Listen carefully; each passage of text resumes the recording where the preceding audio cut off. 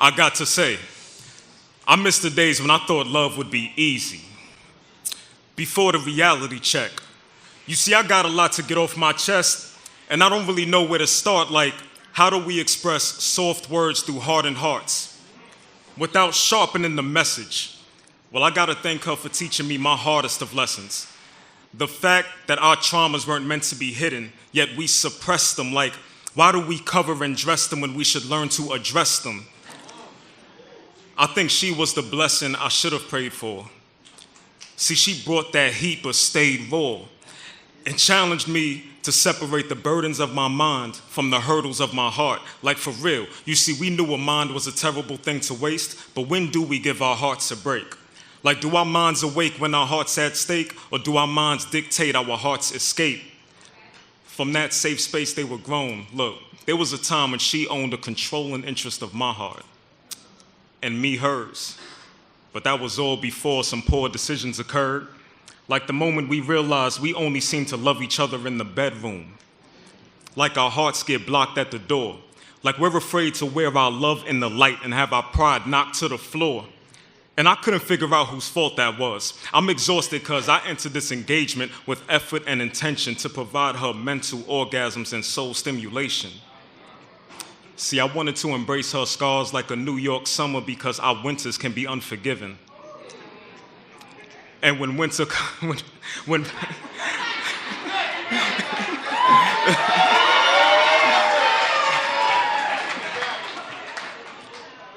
I wanted to embrace her scars like a New York summer because our winters can be unforgiving. And when winter comes, I wanted to hold her pains in my palm and warm them like the last sip of our first kiss.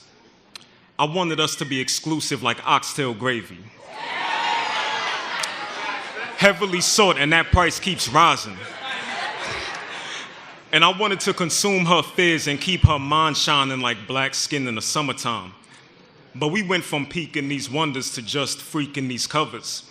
The kiss of her lips no longer hit like the twist of her hips as she rode her frustrations onto me in ever-growing erratic flows. And I'm not really complaining. See, I'm here in the moment, but what comes after we come after each other? Awkward laughter as I grab up the rubber. I move fast to get my ass out the covers. Kiss goodbye, I feel like I am too smothered. So I made my escape. How lost I was seeking that moment of disconnect. Perhaps it was a disrespect I inadvertently supplied. That night she cried and I didn't wipe her eyes because they stemmed from lies. And I tried to avoid her deception as I moved to get on to the next one. Because her bed weighed heavy with baggage and unresolved traumas. But see, I brought my own drama. So this isn't against her. I just didn't really want to see what could occur. A toxic union between two cover lovers that deserve Oscars for their proper depiction of pride and commitment. I mean, I swear I was smitten with her, but I couldn't give up the burdens of my past, knowing she was harassed by her own. Because then how could I call her my home? So we came to disown those thoughts and wander off back to the solace we found in physical loving. Because that baggage fee, too big for the budget. And who was gonna pay that? Not me. I ain't ashamed to say that. So we began endless sessions of body painting distractions to masking the troubles within us. She wet my brush with her flavorful colors to stroke Mona Lisa's across her canvas. Then demanded I keep my aim focused within these lines. But sometimes I diverged because what's true art without chaos? Just a little bit. Well, we're here in the thick of it. And I looked her in the eyes like Genuine on some drunk off the liquor shit.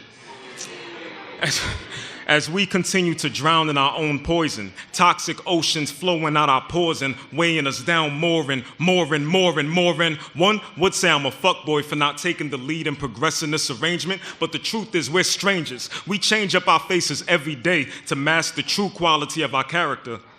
So what trust can I have in her? And what can she have in me? But I'm standing on this stage to thank her for teaching me trust is the solution.